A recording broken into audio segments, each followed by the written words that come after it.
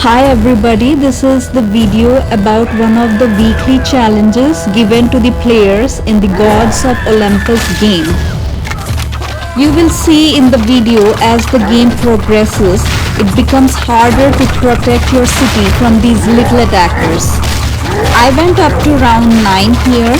Let me know how many rounds you all played. I find it interesting when compared to other challenges because here you can keep on placing defenses as the attackers approach your city. For every enemy you defeat, you will get points for it and this increases your score. These challenges start with the same cities and resources regardless of the player's level. So tactical placements and speedy reflexes will be required to reach at the top of the score, also called as leaderboard.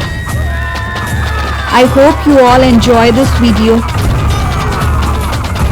Keep watching.